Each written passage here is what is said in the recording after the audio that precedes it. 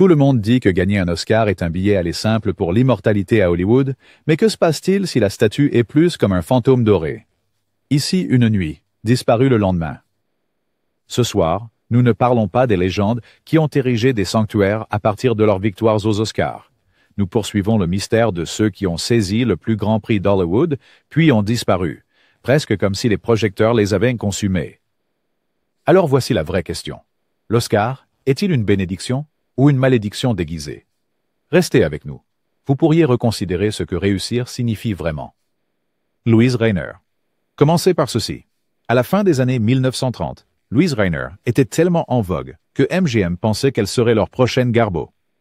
2 Oscars consécutifs de la meilleure actrice, The Great Ziegfeld, 1936, et The Good Earth, 1937, l'ont propulsée vers une célébrité qui aurait dû durer toute une vie. Mais ce qui s'est passé ensuite n'était pas juste un rebondissement. C'était un acte de disparition qui a laissé les patrons de studio, les chroniqueurs de potins, et même ses propres fans sous le choc. Rainer n'a pas disparu. Elle a claqué la porte d'Hollywood elle-même. La politique des studios a joué un rôle. Louis B. Mayer voulait des marionnettes, pas des artistes. Rainer, selon tous les témoignages, a refusé d'être contrôlé. Après avoir remporté son 2e Oscar, elle a dit à Mayer « Ma source s'est tarie.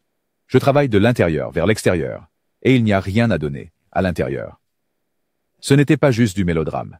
C'était sa lettre de démission. Elle a pris ses statues dorées, est retournée en Europe et ne s'est presque jamais retournée. Tandis qu'Hollywood produisait des rumeurs de caprices et de femmes difficiles, Rainer établissait tranquillement ses propres règles. Elle a joué dans quelques films étrangers, un spectacle de Broadway isolé et une rare apparition à la télévision, mais la femme qui avait conquis Hollywood dans la vingtaine avait disparu dans la trentaine. À ce jour, la disparition de Rainer est devenue une légende des Oscars. Était-ce un épuisement artistique, une rébellion contre le système des studios, ou simplement une question de mauvais timing? Quelle qu'en soit la raison, la leçon reste. Parfois, les sorties les plus dramatiques se produisent après que le rideau soit tombé. Et pour Louise Rainer, le dernier acte lui appartenait. Gail Zondergaard. Comment passe-t-on du statut de toute première lauréate de l'Oscar de la meilleure actrice dans un second rôle à celui de personne mise sur liste noire et presque effacée de l'histoire d'Hollywood? L'histoire de Gail Zondergaard se lit comme un conte de mise en garde avec une touche de noir. En 1936, Zondergaard a ébloui les critiques avec sa performance rusée et captivante dans Anthony Adverse, décrochant ce tout nouveau Oscar du meilleur second rôle. Instantanément, elle était très demandée, jouant des femmes mystérieuses, glamour et souvent méchantes dans succès après succès. Elle était même prévue pour jouer la méchante sorcière dans Le Magicien d'Oz, avant que le studio ne décide de prendre une direction moins séduisante. Mais les cordons de velours d'Hollywood peuvent se transformer en chaînes du jour au lendemain. À la fin des années 1940, la carrière de Zondergaard a plongé, non pas à cause d'échecs au box-office, mais à cause de la politique. Son mari, le réalisateur Herbert Biberman, faisait partie des Dicks d'Hollywood, refusant de témoigner lors de la chasse aux sorcières du comité des activités anti-américaines de la Chambre. La culpabilité par association était réelle, et Zondergaard en a payé le prix. Les téléphones ont cessé de sonner. Les portes des studios se sont fermées. Elle était persona non grata dans une ville qui autrefois la célébrait au champagne. Refusant de dénoncer ou de quémander le pardon, Zondergaard a quitté Hollywood. Elle est réapparue des années plus tard sur scène et dans quelques films indépendants, mais la grande célébrité était définitivement perdue. Son Oscar est devenu moins un passeport pour la gloire et plus une relique d'une autre vie. Un Hollywood d'avant les chasses aux sorcières. L'histoire de Zondergaard prouve qu'à Tinseltown, votre plus grande victoire peut être le prélude et une disparition encore plus grande. Alice Brady. L'âge d'or d'Hollywood n'aimait rien de plus qu'une histoire de retour. Mais le parcours d'Alice Brady aux Oscars s'est terminé non pas par une suite, mais par un chagrin. Lorsqu'elle a remporté l'Oscar de la meilleure actrice dans un second rôle pour In Old Chicago, 1937, Brady était déjà une star respectée de la scène et un caméléon dans les premiers films parlants, connu pour donner vie aussi bien aux grandes dames qu'aux faire-valoir comiques. Mais alors qu'elle atteignait son apogée, le destin, cruel et imprévu, avait d'autres plans. La victoire de Brady a été entachée par une étrange légende des Oscars. Lors de la cérémonie, un homme mystérieux a accepté son prix, puis a disparu, sans jamais rendre la statue. Même l'Académie a admis qu'elle n'avait aucune idée de qui était cet homme. Un présage approprié pour une star dont la disparition d'Hollywood serait soudaine et irréversible. Quelques mois après sa victoire, la santé de Brady a rapidement décliné. Diagnostiquée avec un cancer, elle a terminé Young Mr. Lincoln, mais est devenue frêle, ses rôles diminuant à mesure que sa maladie progressait. À la fin de 1939, moins de 2 ans après sa grande victoire, Alice Brady était partie à seulement 46 ans. Son dernier salut aussi brusque qu'un rideau tombant en plein acte. À Hollywood, où l'image est tout, sa disparition n'était pas seulement une tragédie personnelle, c'était un choc pour l'industrie. Comment quelqu'un d'aussi talentueux, si récemment honoré, pouvait-il simplement disparaître de la scène? Des rumeurs circulaient sur la malédiction de l'Oscar, mais la vérité était plus simple et plus triste. La maladie a mis fin à son règne avant que l'industrie ne le puisse. L'histoire de Brady est un rappel saisissant que l'Academy Award, aussi doré soit-il, ne peut protéger personne des tournants les plus durs de la vie. Parfois, les projecteurs s'éteignent pour des raisons que même Hollywood ne peut pas scénariser. George Arliss. Imaginez être la coqueluche de Broadway, conquérir le West End, puis devenir le premier acteur britannique à remporter un Oscar. Tout cela avant que la plupart des Américains puissent stipuler votre nom. George Arliss était ce type. Avec son esprit vif et sa présence aristocratique, Arliss était partout dans les premiers films parlants. Son Oscar pour Disraeli l'a couronné roi du boom des importations hollywoodiennes. Mais pour un homme qui a maîtrisé le son, sa disparition de l'écran a été pratiquement silencieuse. La montée d'Arliss a coïncidé avec le chaos de la transition d'Hollywood vers les films parlants. Alors que d'autres acteurs formés au théâtre trébuchaient, il s'est glissé dans le nouveau monde du cinéma, signant des contrats lucratifs et obtenant des rôles prestigieux. Disraeli était plus qu'un simple drame historique. C'était une vitrine pour le charisme magnétique d'Arliss et sa manière habile de livrer des dialogues, établissant un modèle pour l'homme de tête intellectuel d'Hollywood. Les studios se sont empressés de le faire jouer dans tout, des films d'époque aux comédies. Et puis, alors que le monde s'attendait à ce qu'il s'installe pour un long règne à Hollywood, Arliss est sorti discrètement. Il n'a tourné qu'une poignée de films jusqu'au milieu des années 1930 avant de décider qu'il en avait assez. La raison, en partie la fatigue, en partie le mépris pour la nouvelle direction des films, et, soyons honnêtes, une belle fortune accumulée après des années de succès. Arliss a simplement pris sa retraite, retournant à Londres avec sa femme, savourant son héritage et ignorant le rythme effréné de Tinseltown. Au moment où Hollywood a réalisé qu'il était parti, Arliss était déjà un souvenir, immortel dans l'histoire du cinéma, mais totalement absent de son présent. Dans une industrie qui dévore les siens, la sortie d'Arliss fut la plus rare de toutes, une disparition digne faite, selon ses propres termes. Son Oscar n'a pas lancé un nouvel acte, il l'a conduit à sortir côté jardin, les applaudissements résonnant encore. Paul Lucas. Le parcours de Paul Lucas vers l'or des Oscars est l'incarnation de l'ambition d'un immigrant et d'un génie qui se révèle lentement. Un labeur de plusieurs décennies qui a payé de manière spectaculaire, bien que brève. Lorsqu'il a enfin remporté la statuette du meilleur acteur pour Watch on the Rhine, 1943, il n'était pas une sensation du jour au lendemain. Lucas était un émigré hongrois qui s'était hissé à travers des petits rôles et des films européens, toujours la présence stoïque et réfléchie en arrière-plan. Mais avec une performance, un antifasciste fatigué et traqué dans un film qui semblait tirer des gros titres de la guerre, il est devenu l'homme du moment à Hollywood. La victoire aurait dû ouvrir toutes les portes. Pendant un certain temps, elle l'a fait. L'accent de Lucas, sa gravité et son expérience européenne réelle donnaient à ses rôles un poids supplémentaire. Et soudain, chaque studio le voulait pour des projets de prestige. Mais l'éclat s'est estompé rapidement. Après l'Oscar, Lucas s'est retrouvé cantonné à des rôles d'étrangers sérieux. Sa subtilité sous-utilisée dans une ville qui préférait les personnalités plus grandes que nature.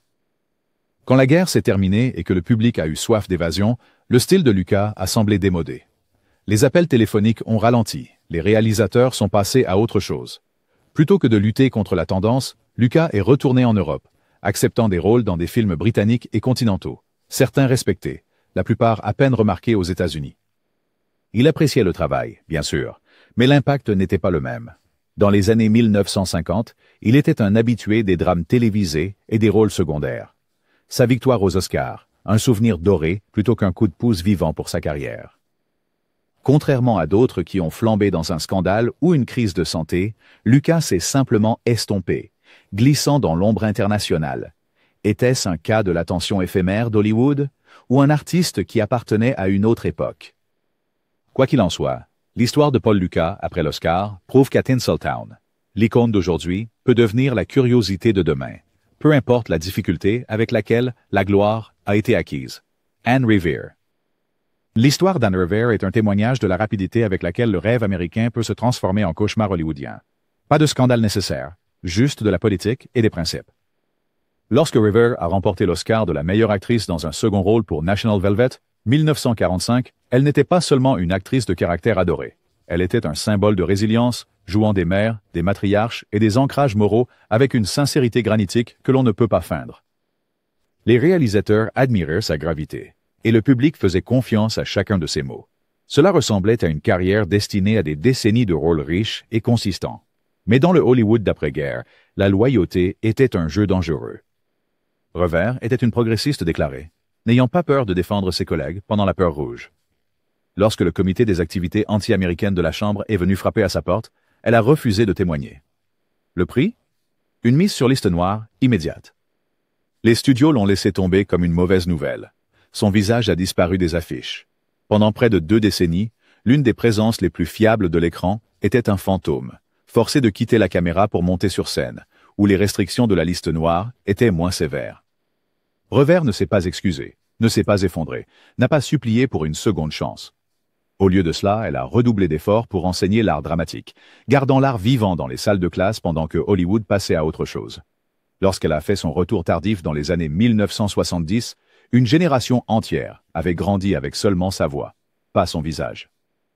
Sa victoire aux Oscars, autrefois un tremplin, est devenue un souvenir d'une carrière écourtée par la peur et la politique. L'histoire de Revere est un rappel aigu. À Hollywood, on peut survivre à tout, sauf à sortir des rangs. Parfois, ce n'est pas la caméra qui vous coupe, c'est la culture. Et pour Anne Revere, le silence n'a jamais été une option, même si cela signifiait disparaître pendant des années. Ray Milland ressemblait à l'avenir d'Hollywood la nuit où il serrait son Oscar du meilleur acteur pour Le Poison, 1945. Sa performance, une plongée brute et troublante dans l'alcoolisme, laisse encore les spectateurs mal à l'aise. Du jour au lendemain, l'importation galloise est passée d'un acteur de soutien régulier à l'idole des matinées pour intellectuels, alors que les chefs de studio et les chroniqueurs de potins l'ont couronné comme l'un des nouveaux garçons en or du cinéma d'après-guerre. Pendant un moment éblouissant, Milland ne pouvait rien faire de mal. Sa star brillait de 1000 feux, et chaque studio voulait sa part. Pourtant, alors que Milland profitait de son succès aux Oscars, la machine agitée d'Hollywood continuait de tourner. Il continuait à décrocher des rôles principaux dans des drames noirs, des thrillers, et même quelques comédies. Mais en quelques années, les choses avaient changé. L'appétit du public pour les films adultes et psychologiquement riches dans lesquels il excellait a commencé à diminuer, et la montée de la télévision a secoué l'industrie. Dans les années 1950, les scripts de Milland se réduisaient, et ses rôles devenaient de plus en plus étranges. Pensez à L'homme aux yeux rayon X ou Panique, année 0. Aujourd'hui des films cultes, mais bien loin du prestige des Oscars. Refusant de se rendre, Milland s'est tourné vers la réalisation, puis vers la télévision, se taillant une place en tant que présence fiable dans des apparitions et des rôles secondaires. Il a même réalisé quelques classiques cultes de série B, prouvant qu'il avait plus d'un tour dans son sac. Mais cet éclat original de l'Oscar, il s'est estompé un peu plus chaque année. Il n'a pas sombré, ni brûlé. Il a juste progressivement glissé hors des feux de la rampe, travaillant régulièrement jusqu'à ce que les offres finissent par se tarir. L'histoire de Ray Milland n'est pas une tragédie, mais une question d'inévitabilité. À Hollywood, parfois la disparition est lente et digne. Un rappel que même les projecteurs les plus brillants finissent par se tourner ailleurs. La statuette en or, juste un souvenir d'une époque où le monde lui appartenait brièvement. Mercedes McCambridge. Mercedes McCambridge a fait irruption sur la scène hollywoodienne avec une présence impossible à ignorer. En remportant le prix de la meilleure actrice dans un second rôle pour All the King's Men, 1949, elle avait été immédiatement saluée comme une force. Sa voix pouvait passer du velours au gravier en une seule phrase. et ses yeux brillaient de la promesse de problème. Orson Welles l'a appelée la plus grande actrice de radio vivante au monde, et les réalisateurs se sont empressés de trouver des rôles à la hauteur de son intensité. Mais parfois, être trop bon dans un domaine est une malédiction déguisée. Harold Russell, personne dans l'histoire des Oscars n'a une histoire comme celle de Harold Russell, et il est peu probable que quelqu'un en ait jamais une. Lorsqu'il est monté sur la scène des Oscars en 1947, il n'a pas seulement remporté un Oscar pour son rôle dans les plus belles années de notre vie, 1946. Il en a reçu 2, un pour le meilleur acteur dans un second rôle et un prix honorifique spécial pour avoir apporté espoir et courage à ses camarades vétérans. Russell, un véritable vétéran de la Seconde Guerre mondiale qui a perdu ses 2 mains au combat, n'avait jamais joué auparavant. Pourtant, en tant que Homer Parrish, le marin aux prises avec la vie après la guerre, sa performance naturelle et sobre a brisé tous les moules d'Hollywood. Les critiques étaient stupéfaits. Le public était ému aux larmes et la ville bourdonnait de promesses d'un avenir radieux. Mais parfois, le véritable héroïsme ne correspond pas à un scénario de film. Après que les confettis soient retombés, Russell n'a fait que quelques apparitions au cinéma et à la télévision, toujours en tant que vétéran handicapé, jamais en tant que premier rôle romantique ou star dramatique. Hollywood, qui adore une histoire réconfortante, ne savait pas quoi faire de quelqu'un dont la réalité était plus puissante que n'importe quel scénario. Les offres ont diminué. Les gros titres se sont estompés. Et Russell, toujours pragmatique, a dirigé son énergie vers quelque chose de plus grand que la célébrité. Le plaidoyer. Il est devenu le visage et la voix des anciens combattants handicapés, travaillant pendant des décennies avec l'administration des anciens combattants et défendant la cause des soldats blessés. Dans un moment qui a attiré l'attention nationale, Russell a mis aux enchères un de ses Oscars dans les années 1990 pour couvrir les frais médicaux de sa femme, un geste à la fois déchirant et humble. Contrairement à tant de stars, il n'a jamais recherché les feux de la rampe et n'a pas pleuré leur perte. Sa victoire aux Oscars n'était pas un billet pour la célébrité. C'était la reconnaissance d'un moment, un chapitre extraordinaire dans une vie définie par le service. Pour Harold Russell, disparaître d'Hollywood n'était pas une défaite. C'était simplement la mission suivante. Joan Fontaine. Au sommet de sa carrière, Joan Fontaine était bien plus que la muse d'Alfred Hitchcock. Elle était de la royauté hollywoodienne. Sa performance dans Soupçon ne lui a pas seulement valu un Oscar. Cela l'a gravée dans l'imaginaire du public comme la demoiselle en détresse ultime, naviguant dans les ombres avec une vulnérabilité aux yeux écarquillés et une force tranquille. Cette statuette dorée semblait être un passeport pour une carrière de rôles principaux sans fin. Mais si Hollywood aime quelque chose plus qu'un retour, c'est une sortie surprise. Fontaine ne s'est pas éclipsée du jour au lendemain. Sa carrière après l'Oscar était remplie de succès solides, de choix judicieux et d'une série de performances acclamées dans des films comme Rebecca et Jane Eyre. Mais alors que les années 1950 commençaient et que de nouveaux visages envahissaient le lot, Fontaine se retrouva doucement écartée par la nouvelle vague d'ingénus et de symboles sexuels. Les scénarios devinrent plus maigres, les budgets diminuèrent. Fontaine n'était pas une diva. Elle ne jouait simplement pas le jeu de la réinvention de l'industrie. Au milieu des années 1960, sa carrière s'était presque entièrement tournée vers le théâtre et la télévision. Un exil hollywoodien poli plutôt qu'une chute spectaculaire. Hors écran, Fontaine était connue pour son esprit vif et sa célèbre querelle glaciale avec sa sœur Olivia de Havilland, qui a duré plus longtemps que leur carrière cinématographique. Fontaine n'a pas combattu son déclin. Elle l'a accepté, passant ses dernières années à élever des chiens, à écrire des mémoires et à choquer parfois les journalistes par sa franchise. Pour une femme qui a construit sa carrière sur le suspense, la sortie lente de Fontaine était presque poétique, un mystère qui se déroulait à l'envers. S'est-elle ennuyée, ou Hollywood est-il simplement passé à autre chose? Quoi qu'il en soit, la femme qui a survécu au jeu d'esprit de Hitchcock a quitté Hollywood selon ses propres termes, laissant les fans se demander s'il y avait un dernier rebondissement qu'elle gardait pour elle. Mercedes McCambridge. Mercedes McCambridge a fait irruption sur la scène hollywoodienne avec une présence impossible à ignorer, remportant l'Oscar de la meilleure actrice dans un second rôle pour All the King's Men, 1949. Elle a été immédiatement saluée comme une force. Sa voix pouvait passer du velours au gravier en une seule phrase, et ses yeux brillaient avec la promesse de problème. Orson Welles l'a appelée la plus grande actrice de radio vivante au monde, et les réalisateurs se sont empressés de trouver des rôles à la hauteur de son intensité. Mais parfois, Être trop bon dans un domaine est une malédiction déguisée. Son Oscar a conduit à des rôles de choix, Johnny Guitar, Géant, et une série de films prestigieux. Mais dans les années 1950, les scripts se sont raréfiés, et McCambridge s'est retrouvé coincé. Trop peu conventionnelle pour les rôles romantiques, trop mémorable pour de simples petits rôles. Elle était une actrice de caractère dans une ville de première dame.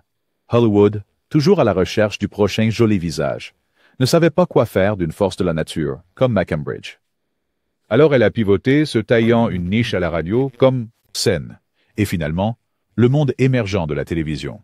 Elle a même prêté sa voix au démon dans L'Exorciste, une performance légendaire qui, dans le pur style hollywoodien, a presque été gardée secrète par les dirigeants du studio. Le talent de McCambridge n'a jamais disparu, mais les projecteurs se sont déplacés. Ces dernières années ont été un mélange d'enseignements, de plaidoyer et de caméos à la télévision, son Oscar restant tranquillement en arrière-plan. Mercedes McCambridge a prouvé que l'on peut être inoubliable et pourtant disparaître des feux de la rampe. Hollywood adore un caméléon, jusqu'à ce qu'il soit temps pour le prochain tour de magie. Broderick Crawford. S'il y a jamais eu un acteur qui semblait né pour briser le moule, c'était Broderick Crawford. Lorsqu'il a fait irruption dans All the King's Men, 1949, il a offert une performance si brute, si non filtrée, qu'elle lui a valu l'Oscar du meilleur acteur et une place dans le cercle intime d'Hollywood. Avec son torse imposant et sa voix rauque, Crawford ne se contentait pas de jouer, il dominait chaque scène. Mais le problème avec le fait d'être le dur à cuire, c'est qu'Hollywood a toujours un autre dur à cuire en réserve. Les années après l'Oscar lui ont apporté des rôles principaux, Born Yesterday, Scandal Sheet, Convicted, mais les studios l'ont rapidement catalogué. Il était toujours le flic, le costaud, le bagarreur désabusé. Alors qu'Hollywood changeait à la fin des années 50, les rôles ont commencé à se raréfier, remplacés par des rôles à la télévision et des films de série B. Crawford s'est adapté à ce nouveau monde, jouant dans la série à succès Highway Patrol et devenant un visage familier pour une nouvelle génération, bien qu'en noir et blanc et sur le petit écran. Mais le glamour et la gravité du grand écran ont disparu. Les luttes personnelles de Crawford, sa consommation excessive d'alcool, ses bagarres dans les bars et sa réputation d'être difficile n'ont pas aidé sa longévité dans une industrie connue pour sa mémoire courte. À la fin, il était plus une légende urbaine qu'une attraction au box-office, rappelé pour sa gloire aux Oscars, mais rarement pour l'étendue complète de son talent. L'histoire de Broderick Crawford est une pure ironie hollywoodienne. Gagner le plus grand prix, puis se retrouver catalogué, dépassé et laissé pour compte par la machine que l'on dominait autrefois. Parfois, les gars les plus durs subissent les chutes les plus dures, puis disparaissent sous vos yeux. Dean Jagger. Dean Jagger est l'un de ces lauréats d'un Oscar dont le nom suscite souvent des regards vides, même chez les passionnés de films classiques, un retournement de situation compte tenu de la lumière qu'il a reçue après avoir remporté le prix du meilleur acteur dans un second rôle pour 12 O'Clock High, 1949. La performance de Jagger en tant que Major Stovall, à la fois doux et inflexible, a résonné avec l'Amérique d'après-guerre. Il semblait prêt pour une série de rôles de haut niveau, du genre qui vous inscrit au panthéon des légendes du cinéma. Mais si Hollywood est un escalier roulant, le parcours de Jagger ne l'a mené qu'à mi-chemin avant de le renvoyer doucement, silencieusement vers le bas. Fraîchement auréolé de son Oscar, Jagger a décroché une poignée de rôles respectables dans des films majeurs, Rawhide, Western Union et même White Christmas, en tant que l'adorable General Waverly. Mais contrairement à ses contemporains, il n'est jamais devenu un acteur principal incontournable ou une présence récurrente dans le firmament des célébrités de premier plan. Les studios le voyaient comme fiable, mais jamais indispensable. Et à mesure que les goûts de l'industrie évoluaient, Jagger s'est retrouvé relégué à des rôles secondaires, et finalement, dans le monde réconfortant mais peu glamour de la télévision. Ce n'était ni un scandale, ni l'ego qui ont effacé Dean Jagger du centre d'Hollywood. C'était la lente progression du typecasting et la réalité que les amours d'Hollywood sont aussi capricieuses que la pluie de printemps. Jagger est devenu le gars que vous reconnaissiez, mais ne pouviez pas que non discret dans les westerns et anthologies télévisées. Son Oscar prenant tranquillement la poussière. Il n'a jamais vraiment disparu du métier d'acteur, mais de la célébrité, absolument. L'homme qui se tenait autrefois au sommet de l'industrie a glissé dans une semi-obscurité si doucement que vous pourriez le manquer en clignant des yeux. L'histoire de Jagger est un conte de mise en garde d'Hollywood. Parfois, l'industrie ne vous pousse pas hors de la scène, Elle se contente de baisser les lumières jusqu'à ce que vous soyez parti. Dorothy Malone. La carrière de Dorothy Malone est la définition d'une ascension lente. Pendant des années, elle a joué la fille d'à côté, la secrétaire au grand cœur, l'amie fiable. Jamais vraiment la star, mais toujours impossible à ignorer. Puis vint Écrit sur du vent, 1956, et tout changea. La transformation de Malone de douce à scandaleuse. Son rôle en tant que la sauvage et autodestructrice Marilee Hadley a époustouflé le public et lui a valu l'Oscar de la meilleure actrice dans un second rôle. Soudain, la fille qui n'obtenait jamais le gars était la nouvelle sensation d'Hollywood. Mais aussi vite que les vents ont tourné en sa faveur, ils ont changé à nouveau. Malone a décroché quelques rôles solides après l'Oscar. L'homme aux 1000 visages, Les anges déchus. Mais l'élan n'a jamais vraiment pris. Les studios ne savaient pas quoi faire d'elle. Elle était trop audacieuse pour les rôles d'ingénue, trop jeune pour les rôles de matriarche, et peut-être le plus accablant de tout, elle refusait de suivre les règles d'Hollywood. Malone était franche, opiniâtre et refusait de plier, ce qui lui a valu une réputation de personne difficile, une condamnation à mort pour les actrices dans les années 1950. Alors, comme tant d'autres avant elle, Malone est passée à la télévision. Elle a trouvé du travail régulier et même une seconde carrière dans le feuilleton Peyton Place. Mais la magie du grand écran avait disparu. Son Oscar est devenu plus une relique d'Hollywood qu'un ticket en or. Elle apparaissait de temps en temps dans un film, ou en tant qu'invitée, mais l'ère de Dorothy Malone, en tant que véritable star de cinéma, a disparu aussi vite qu'elle a commencé. L'histoire de Malone prouve que parfois Hollywood aime une transformation, mais pardonne rarement. L'Oscar a fait d'elle une légende pour une nuit, mais le lendemain matin, Tinseltown était déjà passé à autre chose. Claire Trevor. Claire Trevor s'est fait un nom en jouant des femmes dures et complexes dans un monde d'hommes aux contours encore plus rugueux. Au moment où elle a remporté l'Oscar de la meilleure actrice dans un second rôle pour Key Largo, elle était déjà surnommée la reine du film noir, une survivante dans une industrie qui aimait ses femmes glamour, mais pas trop dures. La performance de Trevor en tant que Gay Dawn, déchue et tragique, face à Edward G. Robinson et Humphrey Bogart, était pleine de vulnérabilité et d'émotions brutes. L'Oscar l'a validée comme plus qu'une star de genre. Cela a fait d'elle une poids lourde d'Hollywood, mais les poids lourds ne gardent pas toujours leur couronne. La filmographie de Trevor après l'Oscar est un patchwork de succès et d'échecs. Elle a continué à décrocher des rôles, mais au fur et à mesure que les années 50 avançaient, le goût d'Hollywood pour les femmes fatales et les héroïnes malchanceuses s'est estompé. Les rôles principaux se sont raréfiés, et les rôles secondaires sont devenus plus petits. Trevor, qui n'était pas du genre à disparaître discrètement, s'est tourné vers la télévision et le théâtre, accumulant même des nominations aux Emmy Awards. Mais la magie du grand écran, l'éclairage iconique, le drame ombragé, avaient en grande partie disparu. Dans les années 1960, Trevor avait largement disparu de la scène publique. Elle refit surface pour quelques hommages, de rares caméos, mais pour la plupart, la Reine du Noir se retira vers une vie plus tranquille, loin des projecteurs. Son Oscar ne quitta jamais sa cheminée, mais la ville qui autrefois construisait des films entiers autour de sa grâce dure cessa d'appeler. Chose. L'histoire de Claire Trevor est Hollywood, à son plus doux amer. Les applaudissements résonnent, mais le rideau tombe toujours. Elle a prouvé que l'on peut conquérir les ombres et être quand même oublié par le soleil du matin. Edmond O'Brien.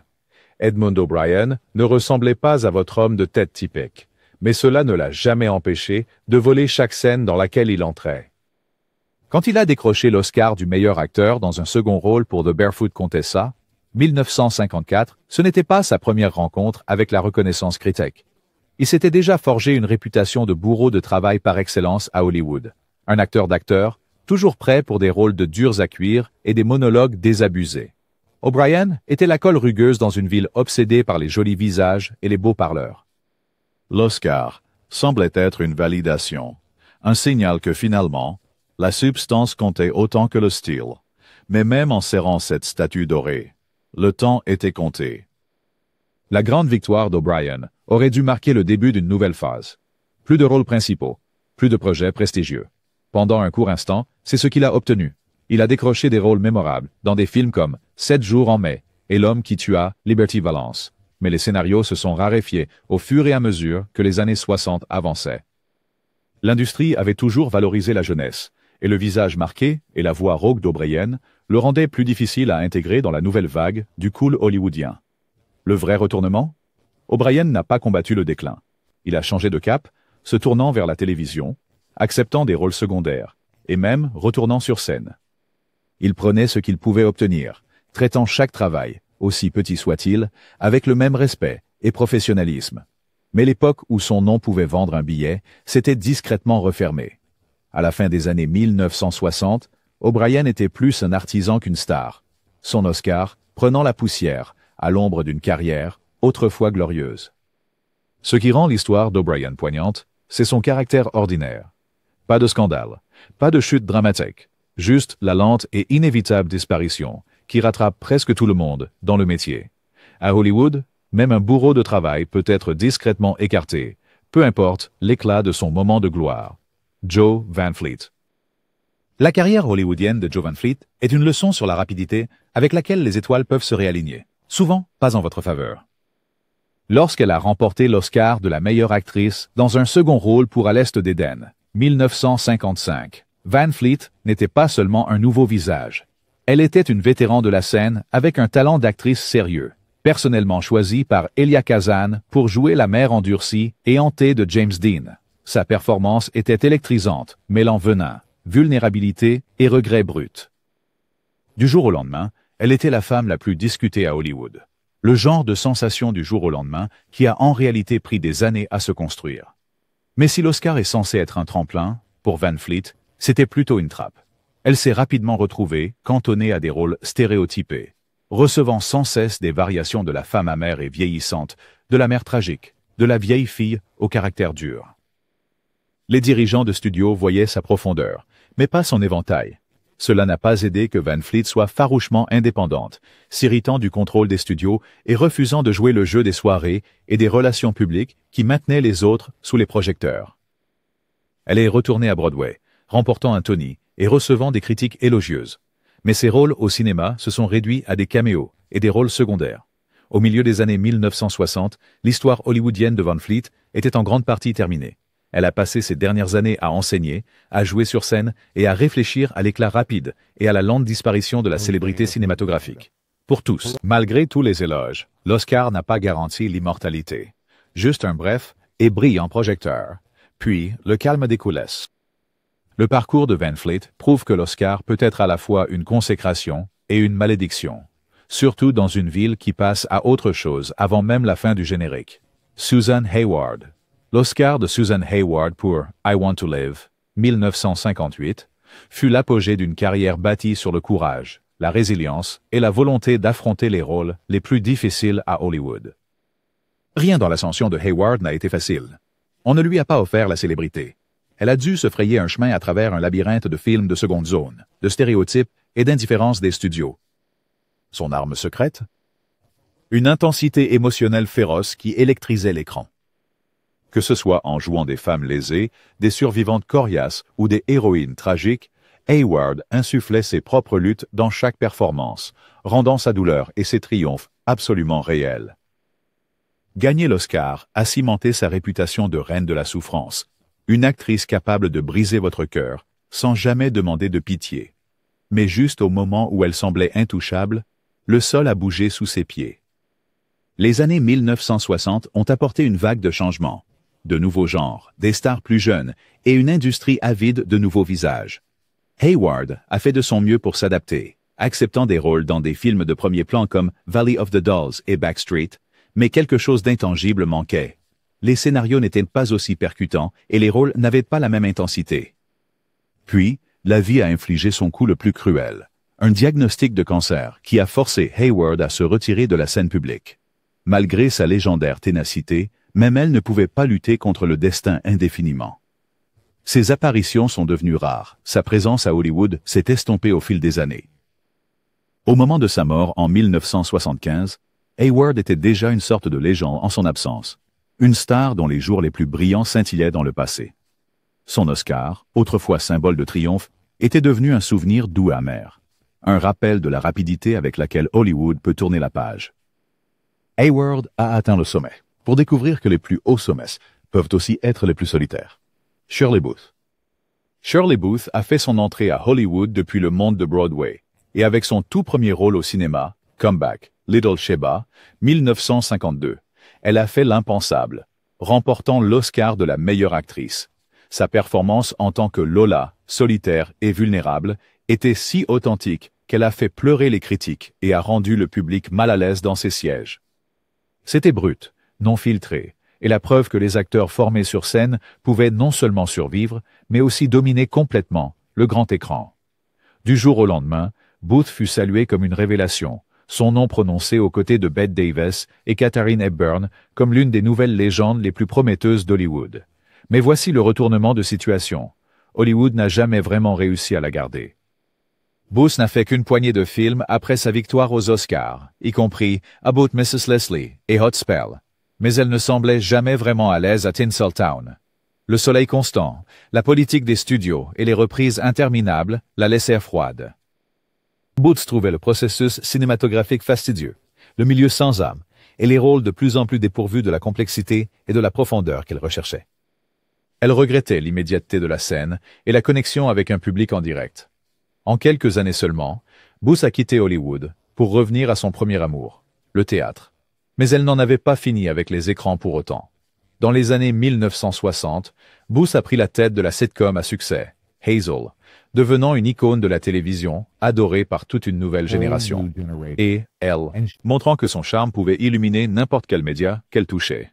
Pour le public du cinéma, cependant, Booth est devenue un souvenir presque aussitôt qu'elle est apparue. Son Oscar n'a pas été un tremplin vers la célébrité. C'était le sommet brillant d'un bref chapitre cinématographique éblouissant qu'elle a quitté avec bonheur. Booth a choisi son propre chemin, avec moins de tapis rouge et beaucoup plus de liberté artistique. À Hollywood, c'est le plus rare des tours de disparition. Alors, après tout le glamour et les confettis, que se passe-t-il vraiment quand le rideau tombe la nuit des Oscars? Peut-être que le plus grand tour de disparition n'est pas une question d'échec. C'est refuser de laisser Hollywood écrire votre dernière scène. Quelle histoire vous a le plus surpris? Et qui, selon vous, méritait une seconde chance? Partagez vos réflexions dans les commentaires. Abonnez-vous pour plus de révélations en coulisses. Et partagez cette liste avec vos amis cinéphiles. Après tout, à Hollywood, les légendes ne disparaissent jamais vraiment, n'est-ce pas?